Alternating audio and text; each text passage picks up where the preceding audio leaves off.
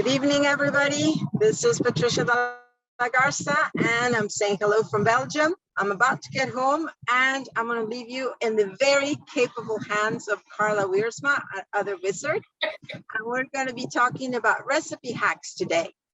And please remember, this is being recorded. So if you don't want to be shown all over the internet, you can just close your camera. And you can watch this recording at any time on our YouTube channel, which is Wizards of Ox, O-X.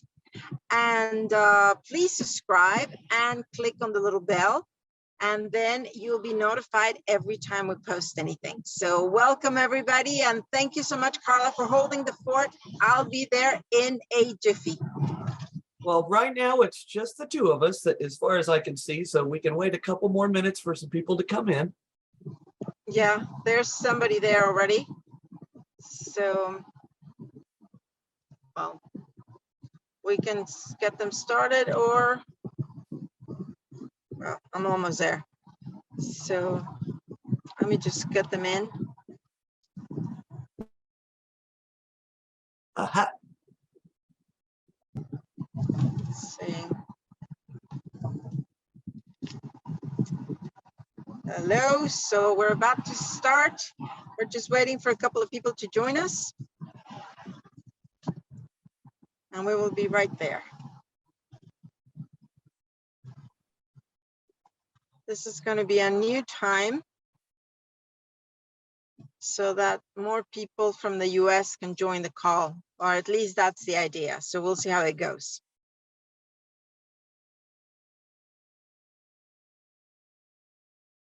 And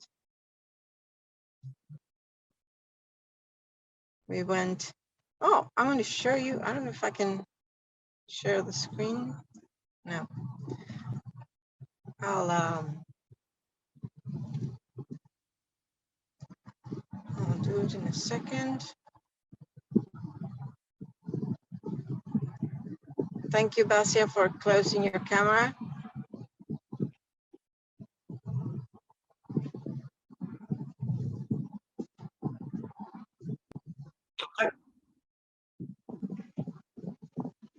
Okay.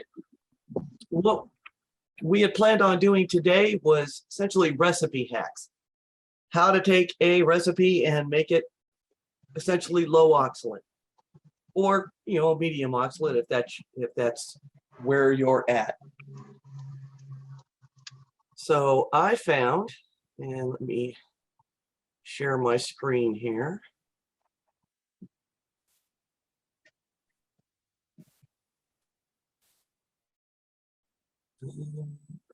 Oh, hold on. Can everyone see that?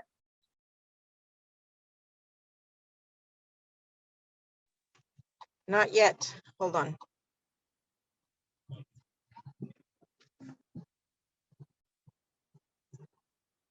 Yes, we can see it. Okay, so the recipe that I decided to hack was the strawberry cookie bar. It was a keto recipe that I tweaked a little bit. And as you can see, the total oxalate for this recipe is 2,407 milligrams. Makes 16 bars with 150 milligrams per bar.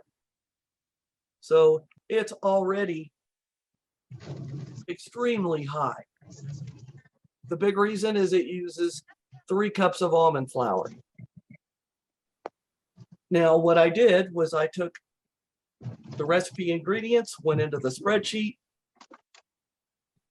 looked up strawberry jam. They didn't have a sugar-free version, which was in the original recipe, but they had just a plain old strawberry jam from Smucker's that was 2.18 milligrams per tablespoon.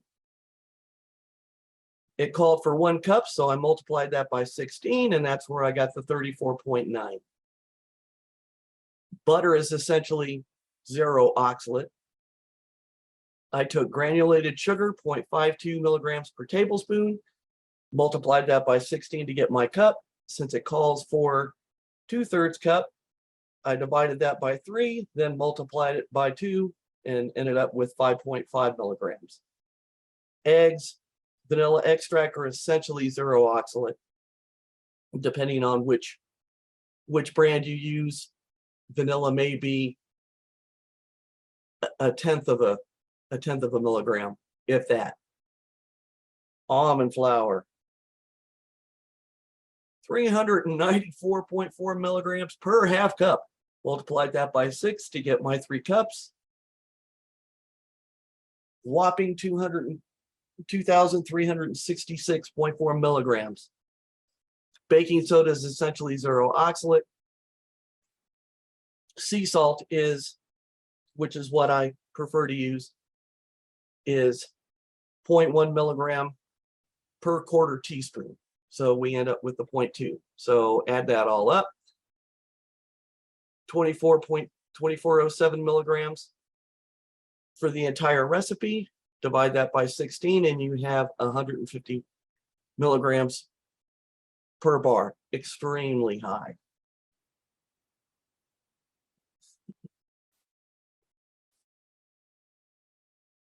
So how to hack it? If you want to make it medium oxalate, I left the jam the way it was. The butter, the sugar, eggs, vanilla. Used Betty Crocker's gluten-free all-purpose rice flour blend. 7.5 milligrams per half cup. Multiplied that by 6, where I got my 45.4. And you can see the other two didn't change. Gets us to 86 milligrams total oxalate. Divide that by 16 and you have 5.4 milligrams per bar. So medium oxalate, but still pretty doable. The last hack, again, kept the jam the same. Butter hasn't changed. Swapped out the sugar for Lakanto, which is a sugar-free sweetener, which is monk fruit and urethol, I believe is how it's pronounced. Zero oxalate. Eggs are zero. Vanilla extract is zero. Used 3 cups of gluten-free Bisquick, which eliminates your need to add the baking soda and the salt because it's already in there. The Bisquick is 5.33 milligrams per half cup. Multiplied that by 6, got me to 32. Gets you to 66.9 milligrams for the entire recipe. 4.2 milligrams per bar, which is low oxalate.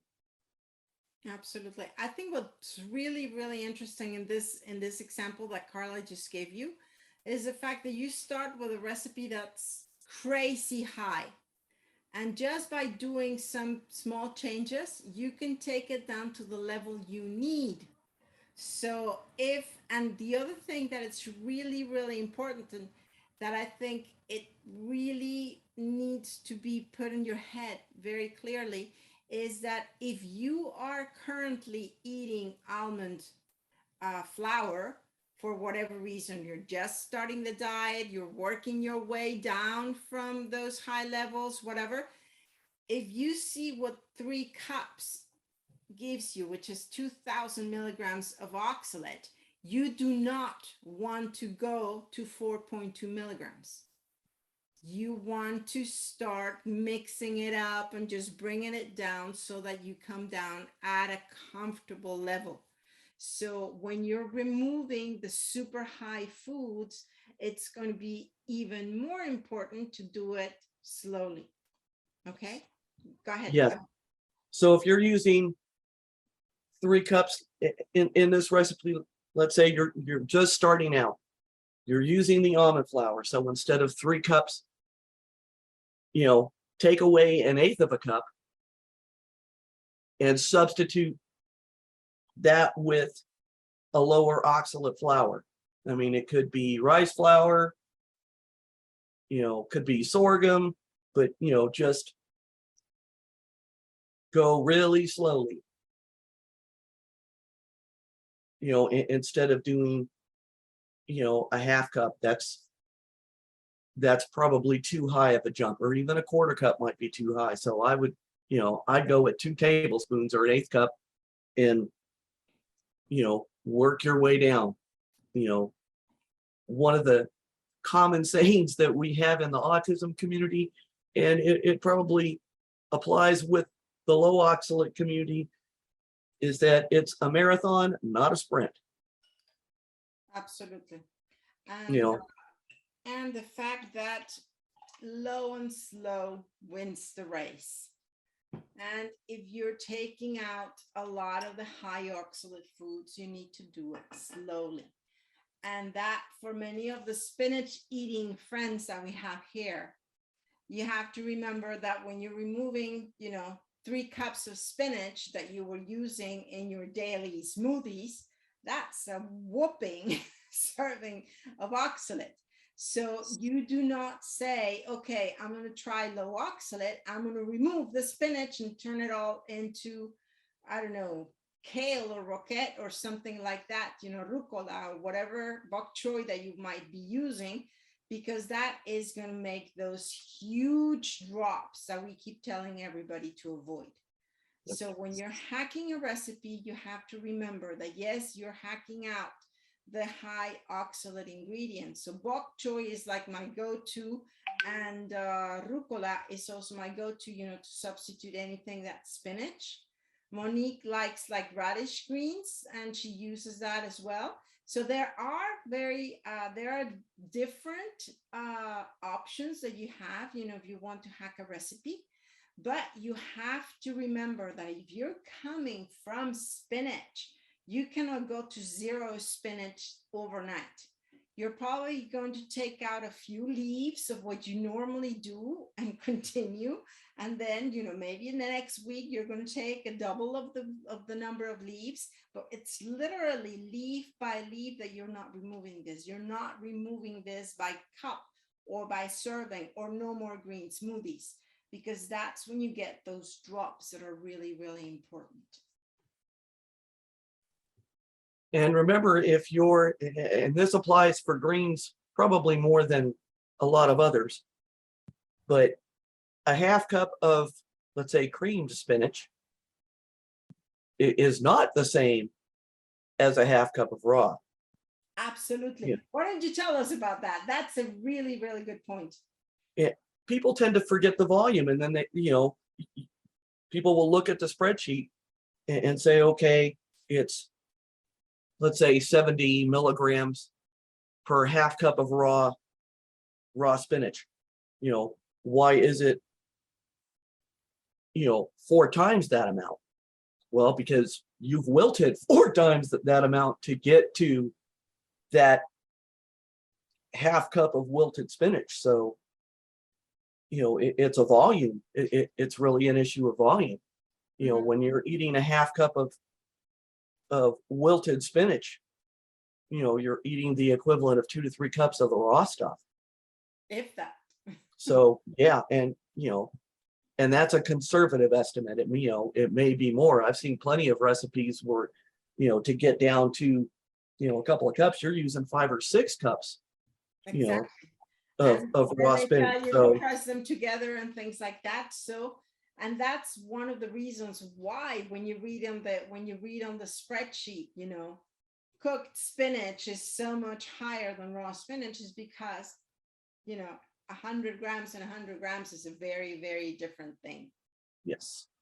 And when you're steaming and roasting, you're losing the water content of those vegetables, and it's shrinking. So, a half cup of roasted butternut squash is going to be, more than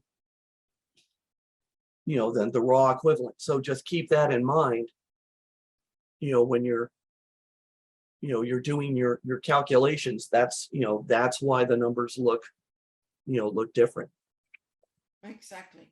So that is something that's really, really interesting. One of actually the hack that I was preparing it's a different type of hack, because yes, we can change ingredients, but I was thinking of more of you're looking for something, and that something might come from ingredients that are completely different. So what am I talking about? So my kids love hotcakes on Saturday or Sunday. You know, it's kind of like a whole family ritual and whatever. And at the beginning, we were doing a lot of when we were doing SCD, we were doing very high oxalate pancakes. So we were doing, you know, the almond milk, or we were doing, you know, the nut creams or whatever. And then they were delicious, but they were extremely high in oxalate.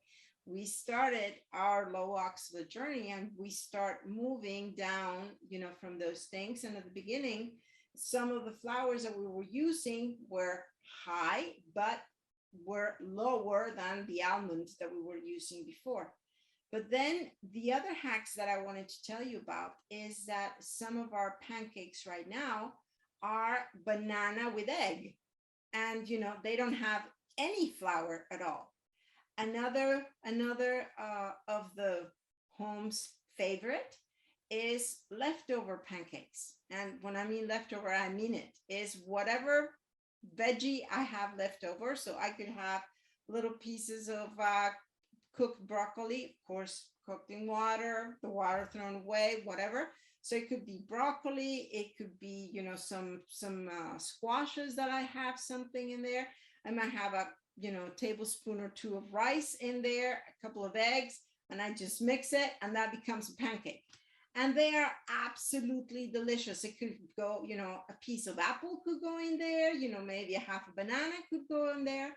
And it's just really, you know, I try to clean up my fridge so that I'm ready and empty, you know, when my next shopping spree comes.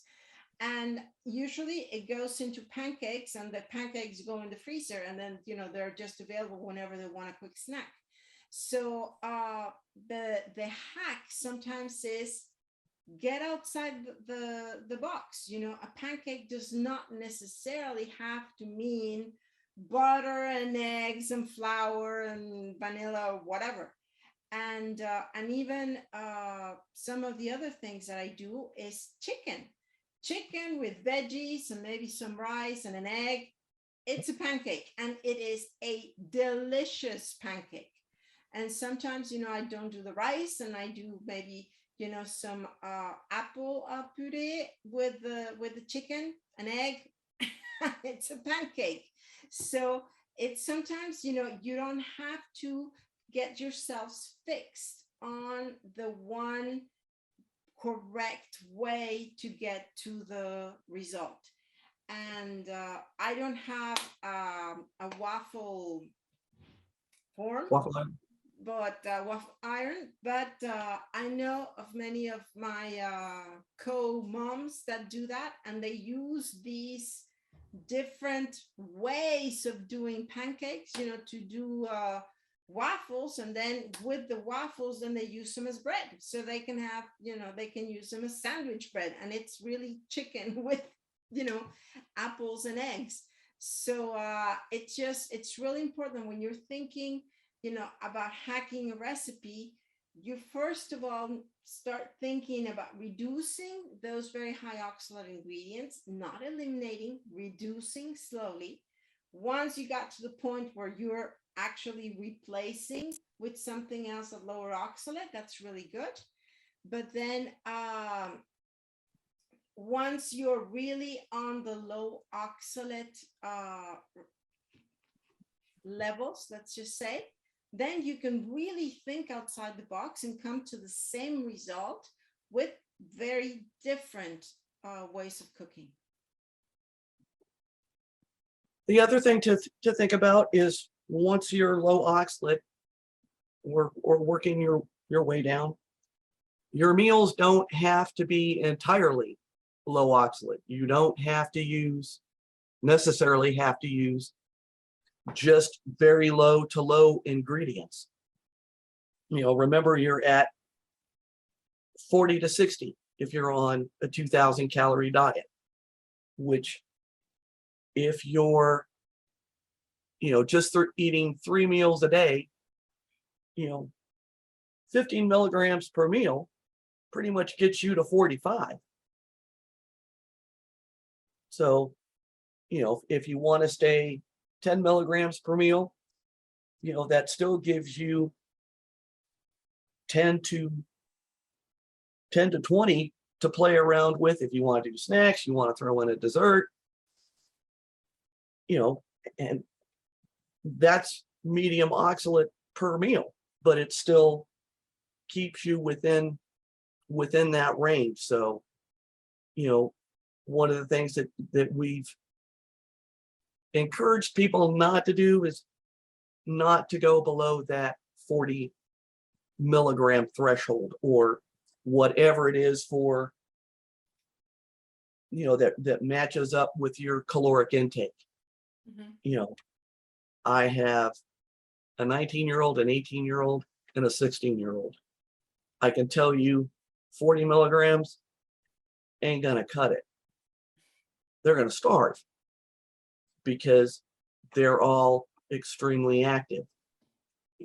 My 18-year-old is a black belt in karate, so he's constantly, doing the katas, the kicks, the takedowns. He's doing that stuff to keep proficient, for roughly an hour every day. And that's not counting what he's doing when he's in the dojo. So 2,000 calories, that's, maybe the first part of his day.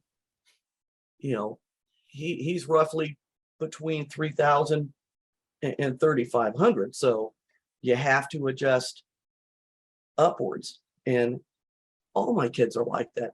They're all fairly active, either doing soccer. We got one that's a marathon runner, and, they're piling on the calories. On the other hand, I'm at 1,800. So my threshold's a little bit lower. So keep that in mind, when you're figuring out what your total is. Absolutely. No, that's really good. Basia, do you have any questions that, concerning, packing recipes or doing the calculations of what your actual level is? You can just let us know, in the chat. And if anybody that's watching later on the archives has a question concerning the hacks or concerning, the calculation of your current level, then you can just go ahead and send it in the comments, and we'll be checking from time to time for sure. So you'll definitely need, we're available to answer some questions, not personal consults. Remember that we already talked about that before.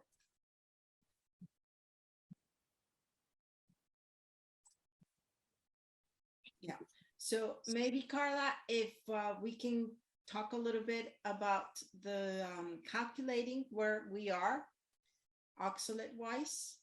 And then, because I think the most important thing that many people are probably uncomfortable at the beginning is to know just how high they are. Okay.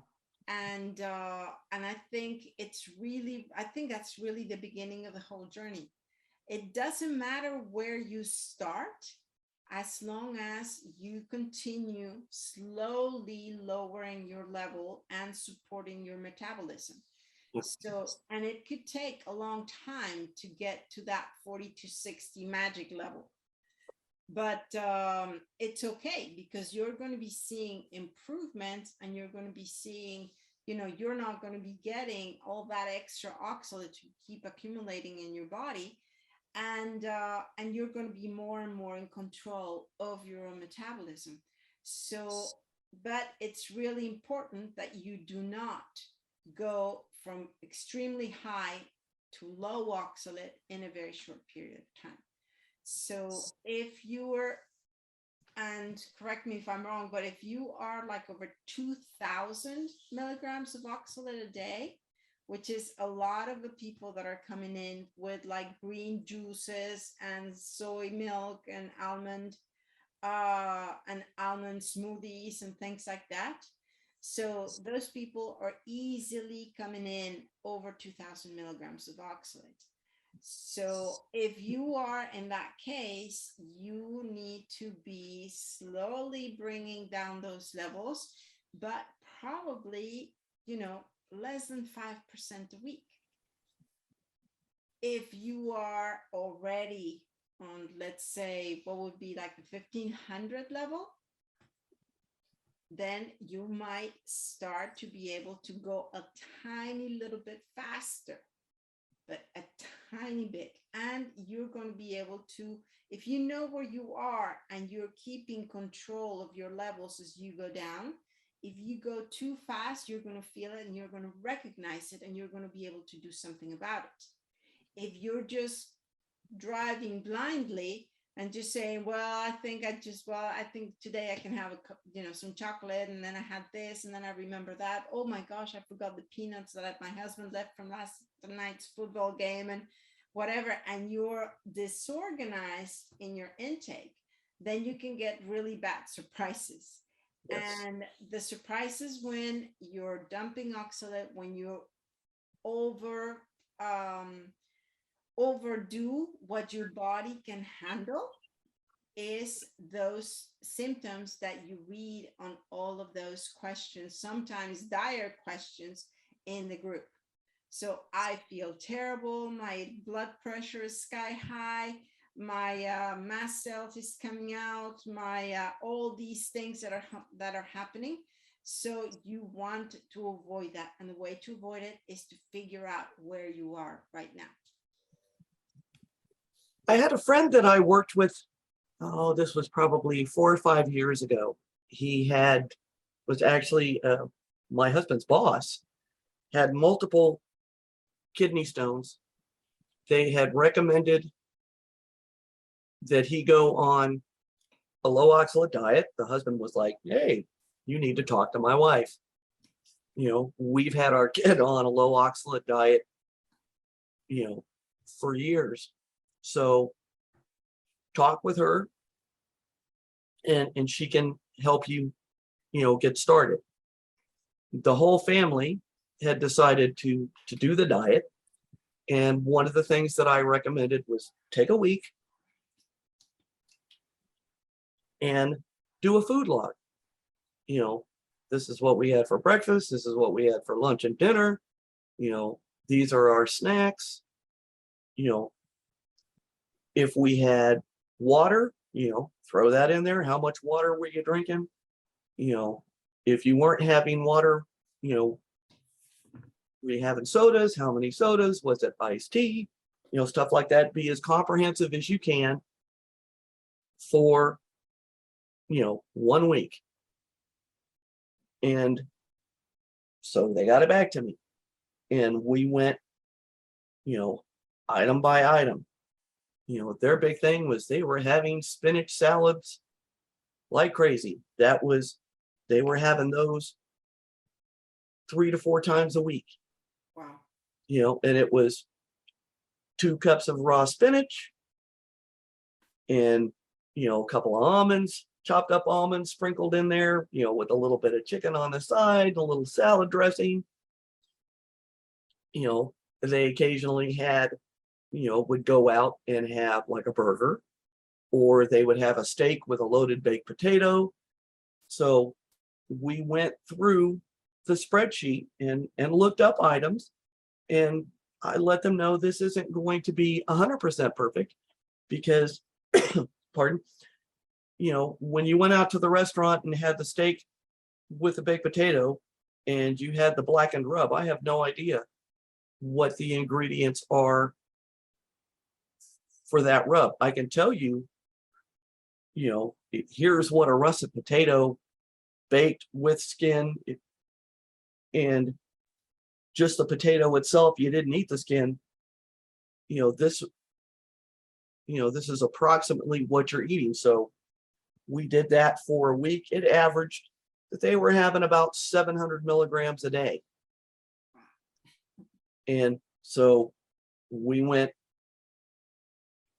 a little bit lower, or went lower a little bit quicker initially then I would have liked probably at about 15%, and not fun.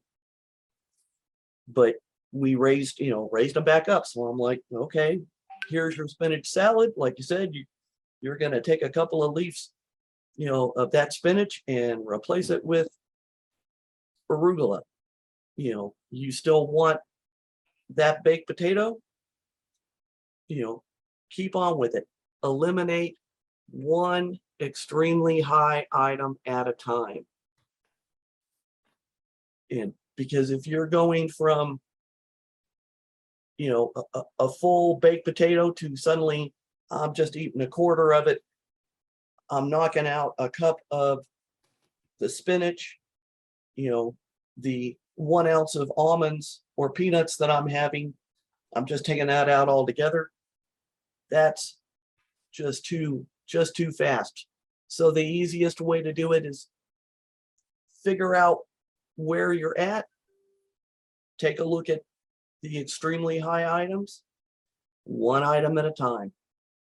Once you've lowered that and eliminated it, and remember to stay between the 5 and 10%. If you're eating over 500 milligrams a day, 5 or less. If you're eating 300, you may be able to do 10% with no issues. But again, one item at a time, work your way down. Once you've eliminated that, go on to the next item.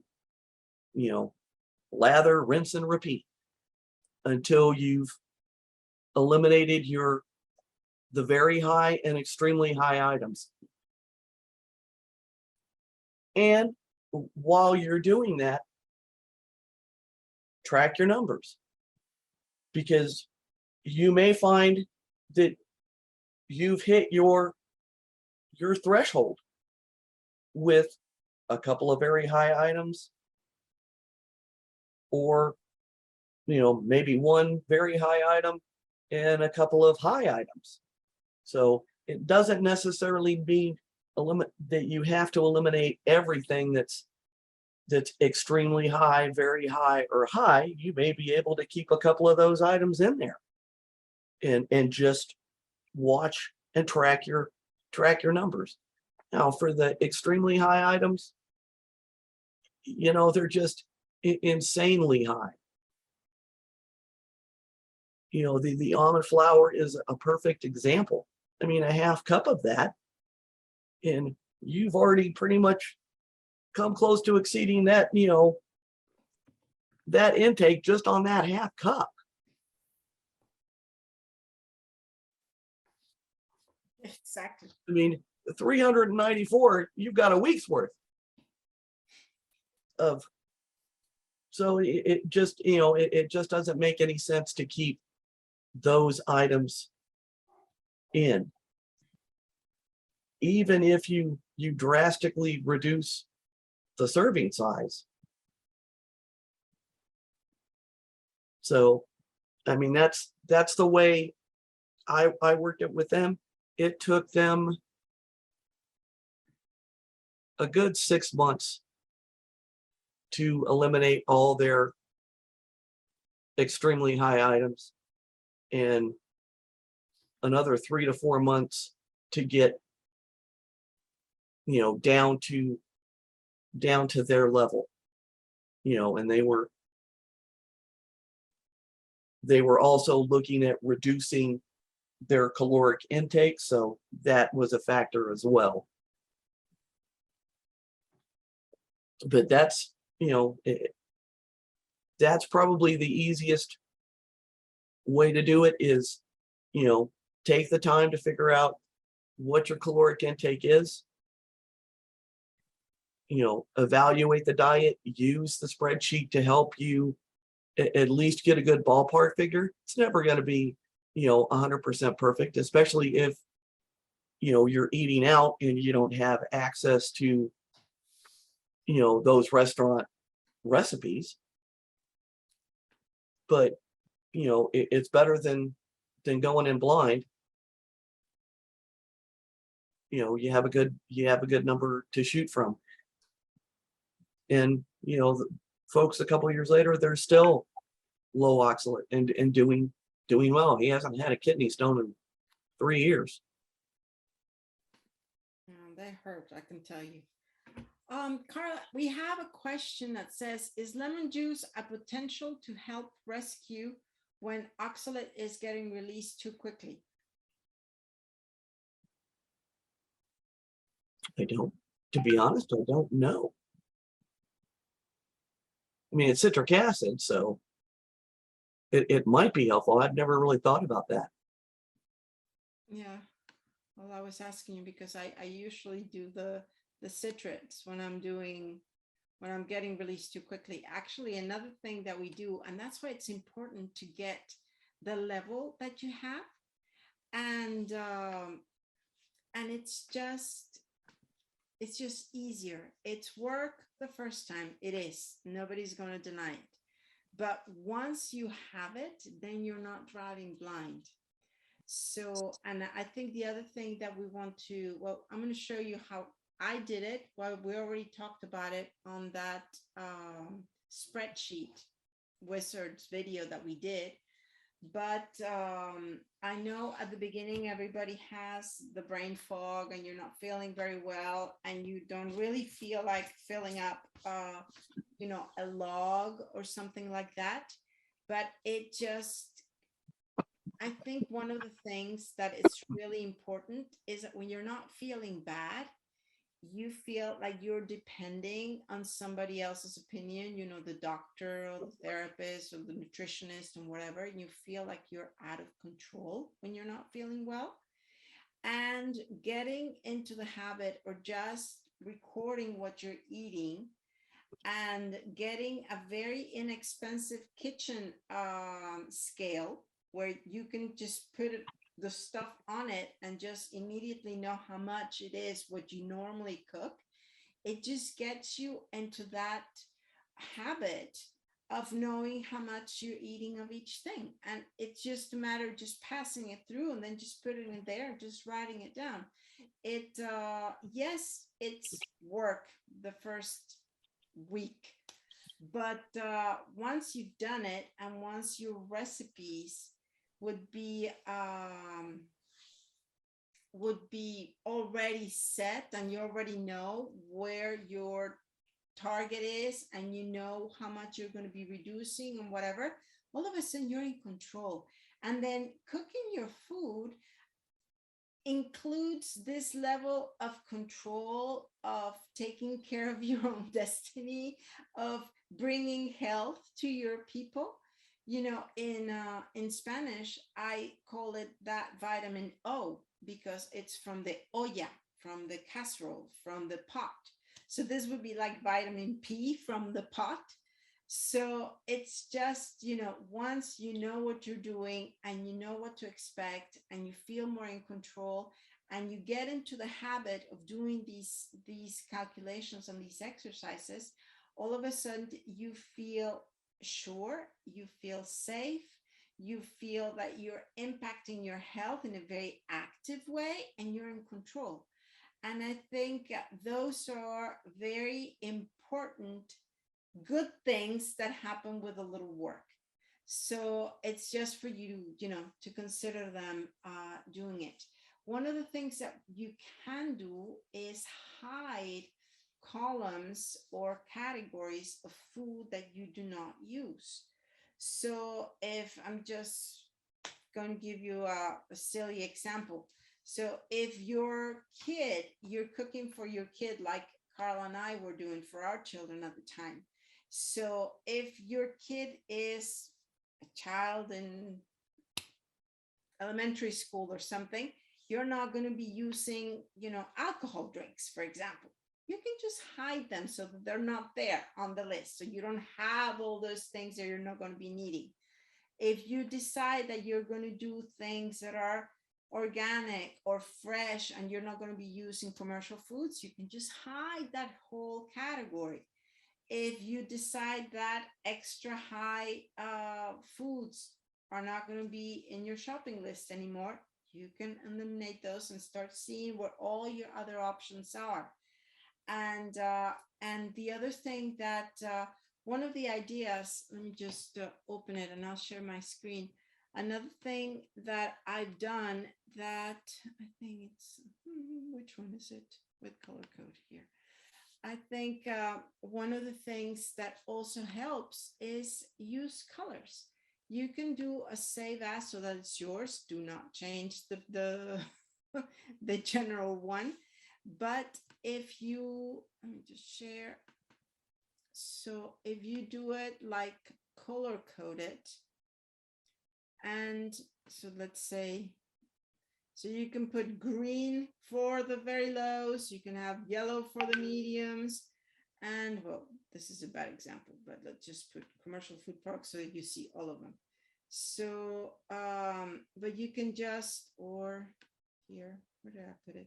But so you just change the color, you know, so you have very low, light green, then you have green for low, M for medium, orange for high, and red for very high. Then if you're looking for the products, it's just easy to visualize. So that this is something that you could do very easily on like your own, on your own spreadsheet. And you can hide all whole categories. So you have the tabbed spreadsheet that has the tabs on the different types of things. So you have, so see, for example, the example that I was just giving. So beer, you're not going to give beer to an 8-year-old. So all of that can go. Bitters, you know, coffee substitute, all those things you're not going to give to your kids. So you might as well just, you know, not use this part of the spreadsheet. And you decide not to use commercial food products and just use fresh fruit and vegetables. Well, there already you have a lot less, so that it becomes less imposing. And then if you see here also, I put serving size, serving in grams, how much calculated oxalate per serving, so per this number of grams. And then if there's soluble oxalate in there, just, you know, like the example of the broccoli, when you have raw broccoli, which is high in oxalate, and then you cook it in water, you throw the water away, a lot of the oxalate in broccoli is soluble. So a lot of it is going to go out in the water. So you end up with a low, with something that you can use on a low oxalate diet. So if you just start, you know, using just the amount of information that you feel comfortable with. You don't have to have the whole thing. And then this looks a lot less scary than some of the other things. And it's relatively easy to do. I mean, literally all you have to do is click on Here on the, yes, on the name of on the column. On the column, and then here And you have like a little arrow, you see, and then you click on the arrow, and then it says here the different options. Well, I can't see it. yes, and you can hide and unhide. You can hide a column, you can unhide a column, you can, you know, do different things. And but just remember that if you're going to do something like that, don't do it on Karla's. So just do it on yours. So just put your name in front of it, you know, do a save as, put your name in front of it so that you know you're safe. And you can, it works for the rows as well. Mm-hmm. You know, mine, I am not an Excel guru by any stretch of the imagination. And I had to, you know, it took a while for me to learn things, but, you know, on the spreadsheet that I use, it's basically very low to high because I still want to use some of those high items, but I don't use the Harvard food list. If it's uncalculated, and I generally don't use those either, although one of the things that my upcoming projects to do is where we only have 100, oxalate per 100 grams. I'm gonna start taking out a scale and monkeying around with that to see if we can't get some numbers, on serving sizes for the items, that I can find. So that's one of my next ones. But, if it's very high or extremely high, that stuff's gone.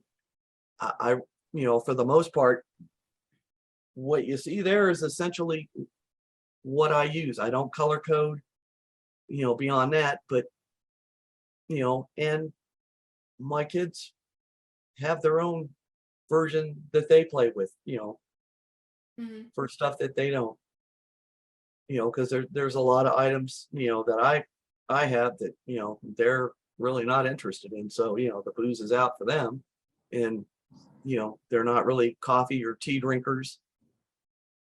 They do occasionally like a soda, a couple of juices, but, they have a tailored version of their own.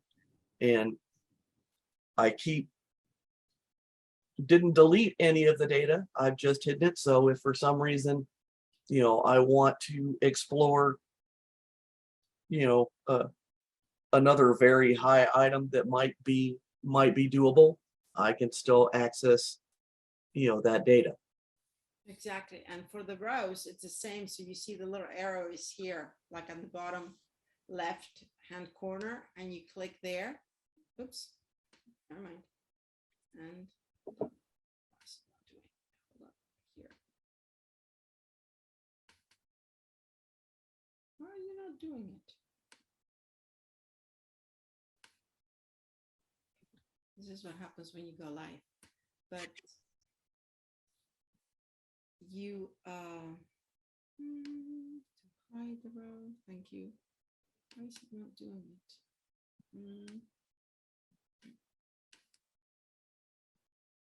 No, it's not. Okay, here it is. Yeah, there it is. Yeah, there's a column. That's it. So there's a column and here's a row.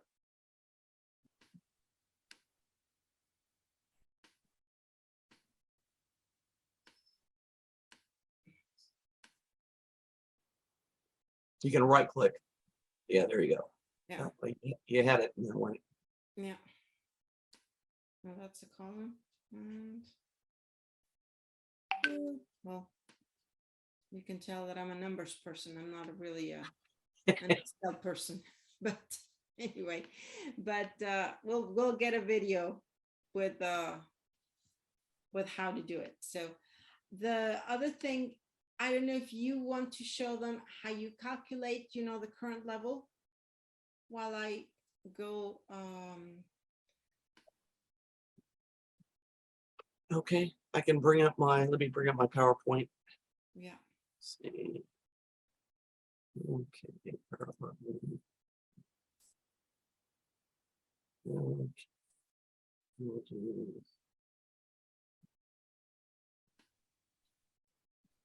Okay. There we go. Uh-oh. Okay. Let me see if I can share here.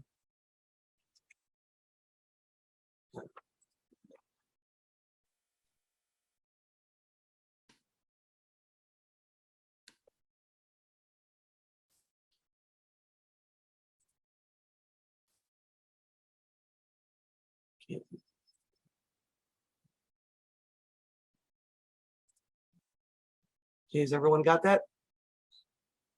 Yeah. Okay, so I said, the easiest way to do it is take a week, log your meals, drinks, snacks, and use the spreadsheet to help you.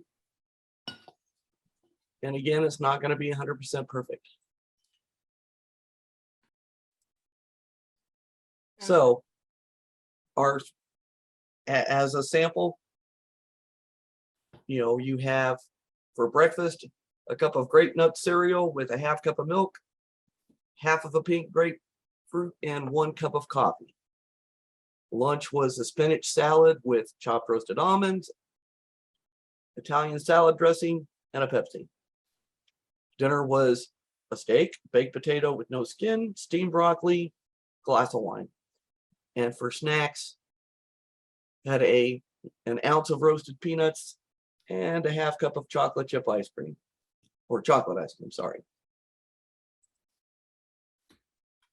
So for the spreadsheet,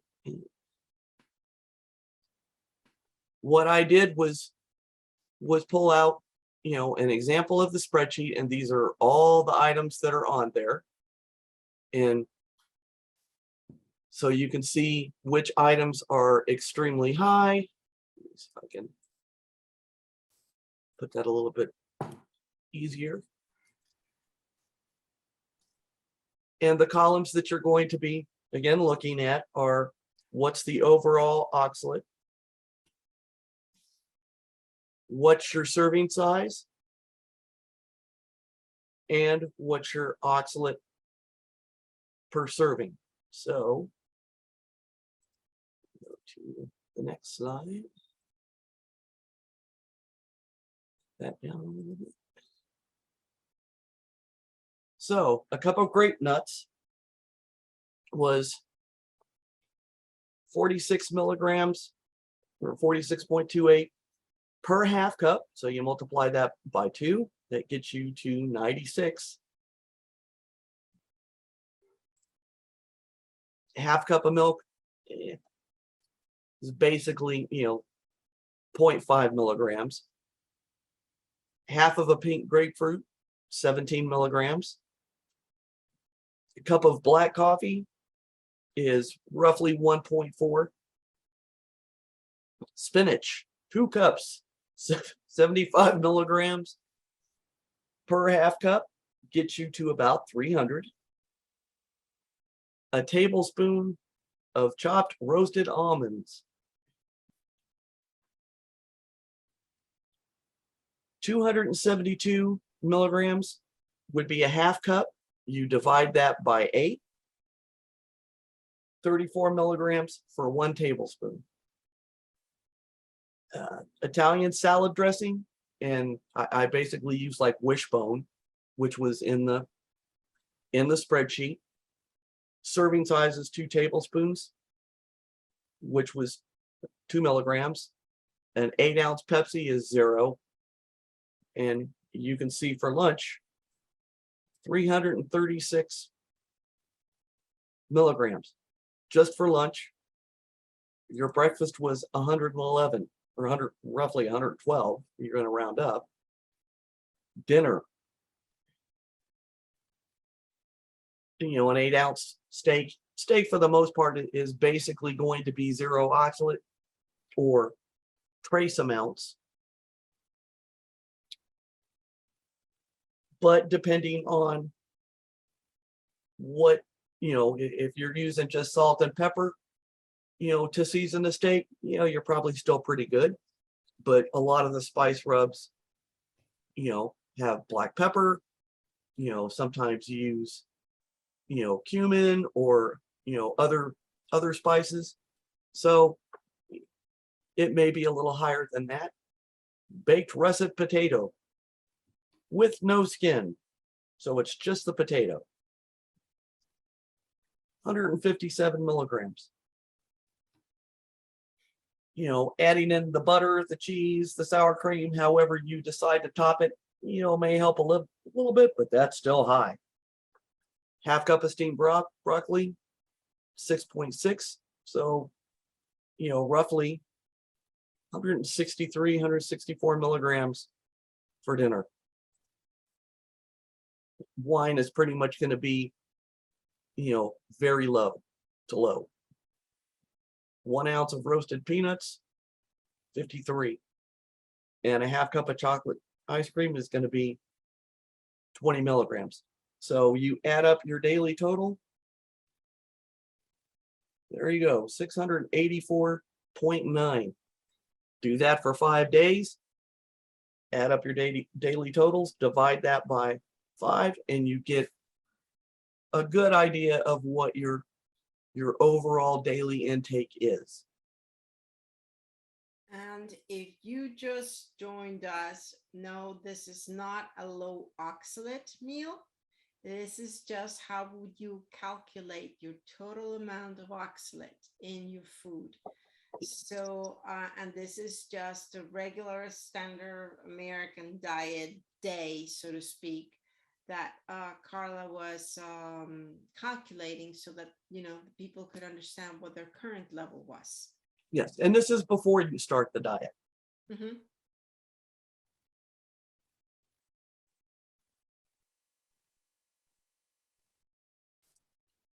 And the other thing, let me bring this up a little bit, that we talked about before.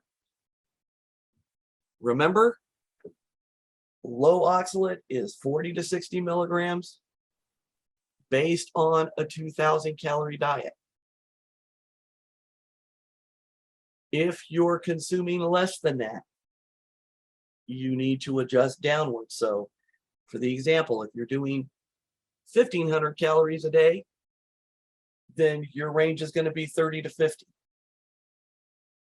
1,800, 35 to 55, roughly.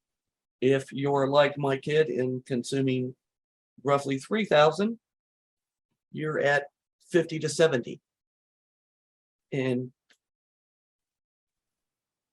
again, we don't advise going lower than the lower end of your range. When you start doing that, you start sacrificing nutrition. And that's not what we want. You know, we want to help you get to low oxalate, but we still want you to be healthy doing it. So, you know, we want to meet the caloric needs and we want to meet the nutritional needs. Absolutely. Remember, this is trying low oxalates. This Not is no. not a no oxalate diet. This is a low oxalate diet. And actually, it is lowering oxalates that you get better. Yes. So again, once you've calculated what your average daily intake is, remember, it's still an estimate. It's a darn good one, but it's still an estimate because, you know, if you're eating out or, you know, eating somebody else's recipe, you don't really know what herbs and spices are in it, the amounts that are used. So, you know, there's some wiggle room there, but it's still a really good indicator of what your overall intake is, and it's going to help you figure out how to reduce safely.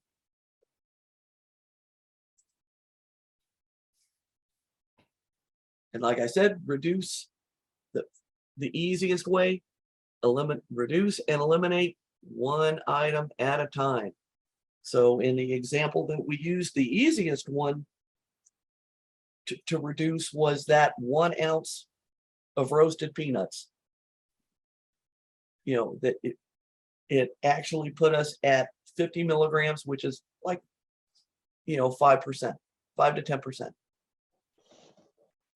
But instead of taking that out all in one shot, you can reduce over the course of that week. So, you know, maybe I start out with a 1/4 cup of peanuts, but at the end of the week, if I'm still snacking, you know, and I'm using that as one of my consistent snacks, then I reduce that to 2 tablespoons. And then the next week, I'm starting out at 2 tablespoons and I'm reducing that item now down to, you know, no peanuts by the end of the week. And I've decided I'm going to use, you know, pumpkin seeds as a substitute. Or if I want to use something maybe a little bit higher, you know, maybe I'm throwing in a couple of walnuts in there, or, you know, a couple of 1 or 2 almonds chopped in there too, to kind of help me just in case. And when I've eliminated the peanuts, then I go on to the next item, you know. So the baked potato, I have that full baked potato starting out, by the end of the week, I've eliminated maybe a quarter of that baked potato. Then, the next week it's, maybe I'm down to half of a baked potato. Week after that, 3/4. Then the potatoes, are gone. And if at any time, you start dumping and you can't manage it,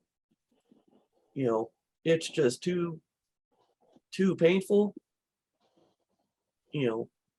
increase that oxalate level again to where you can manage it. And, you may figure out, what, I can't reduce that fast. I'm going to need to reduce even slower. Again, it's a marathon. It's not a sprint. We don't want you to be in agony doing it. Dumping is never going to be pleasant, but you should still be able to function. And, if you're not, we're doing it wrong. So, slow, go as slow as you need to. And if you need to add in some, some supplements like some extra magnesium, or if you need a little more oxalate to kind of stabilize things, have that square of chocolate. Have two if you need to.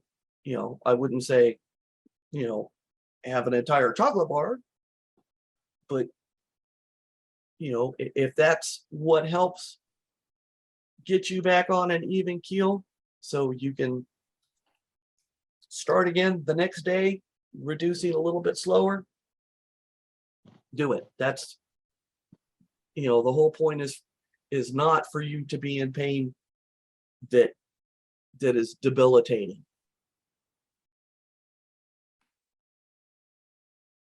That is so interesting, and it's such a good example, Karla. Thank you.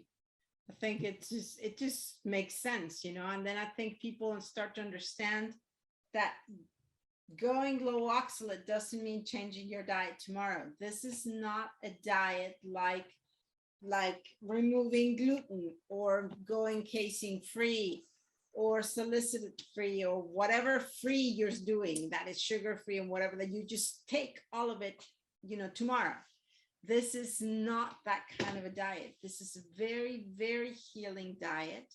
It's a diet that is designed to remove a toxin out of your body, to support your metabolism while doing it, and support the entire working on your body. But you have to respect those rhythms of your body. So you cannot do it quickly. You have to do it slowly, step by step, and you're going to see the most benefits going like that, because you're also going to start understanding the signals your body is giving you. And once you start doing that, then it's not a race, or it's a race like the hare and the turtle wins. So just go at it slowly. You're going to start feeling better and better every time. And this is actually, if you do it right, this can be a very varied and a very healthy way of eating. So, and if you've seen, we have vegan groups, we have carnivore groups. Somebody was asking for a keto group, and there were, there's all these variants. And you know what? I think the right answer is a different answer for everybody. And we are nobody to judge why you are a carnivore or why you are a vegetarian or a vegan or whatever. If that's the way you do it because of your philosophical choice, that's fine. There's a way to do low oxalate and maintain your health and your homeostasis by doing it that. You want to go the carnivore way, that's also okay.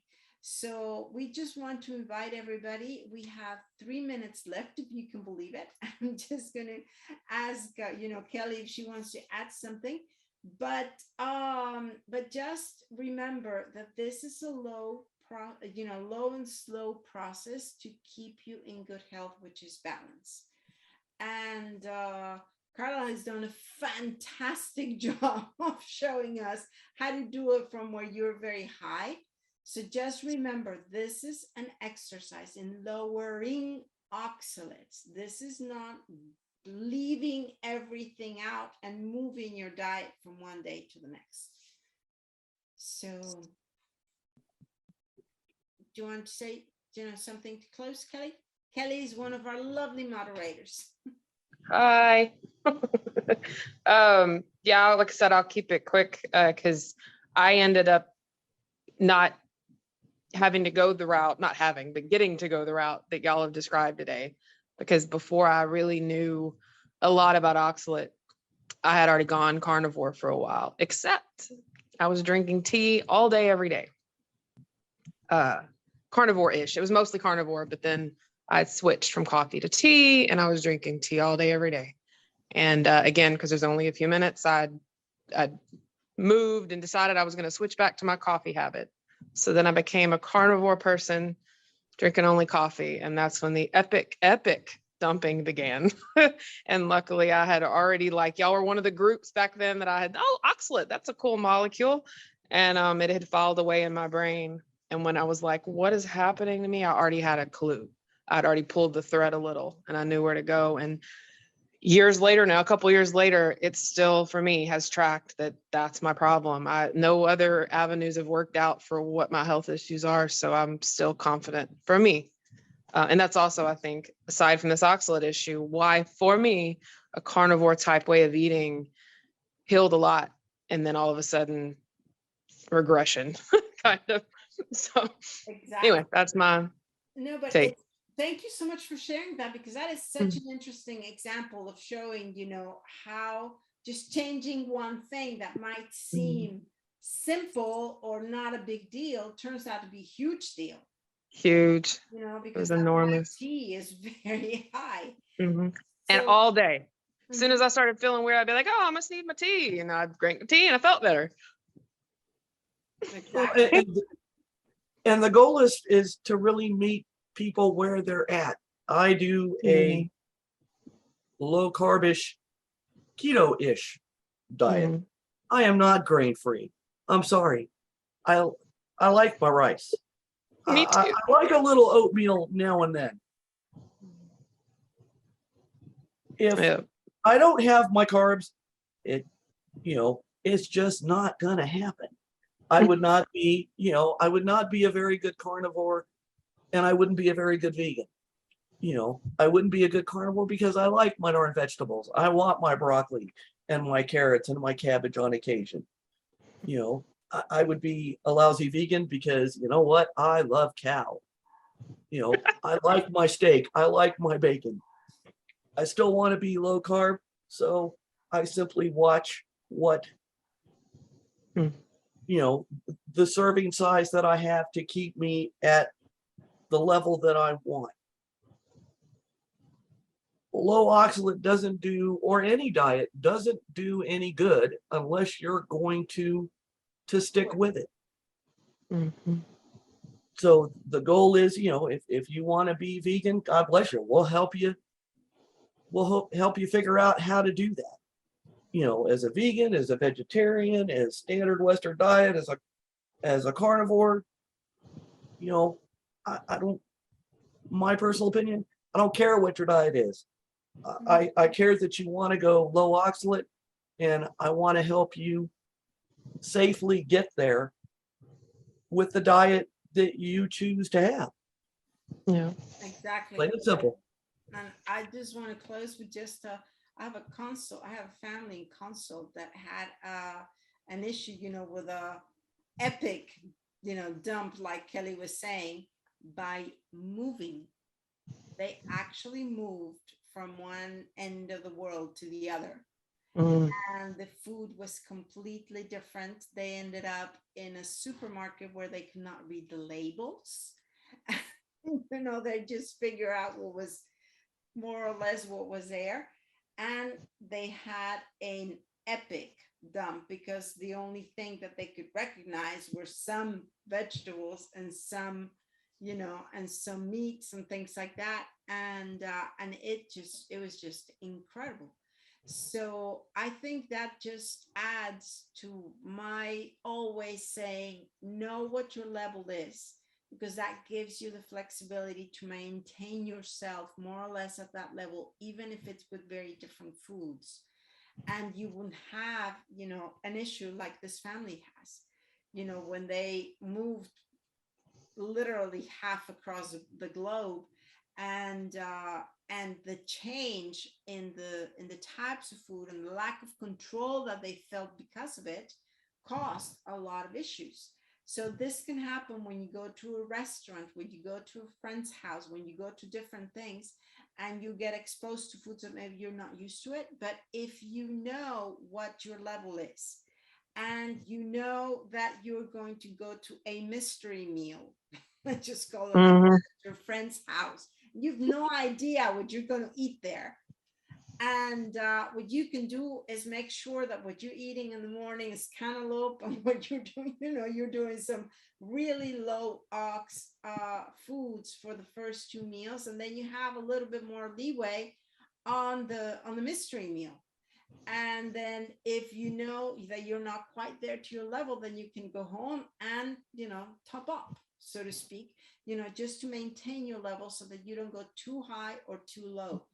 And that number, I know, it might sound like, oh my gosh, this is a lot of work and I can't think straight and whatever. We're going to be posting different spreadsheets. The one that I use a spreadsheet where I just copy the ingredient, the row, the complete row. I just put copy row, boom, the whole thing, paste it on my spreadsheet, my personal spreadsheet, and I just add the grams. And that's how I work. I have a scale in the kitchen, and that's my best friend.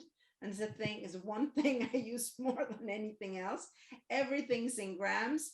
Everything just goes in, into the spreadsheet, and then I get a very good ballpark. It's never perfect, but the ballpark allows you to play in a safer environment.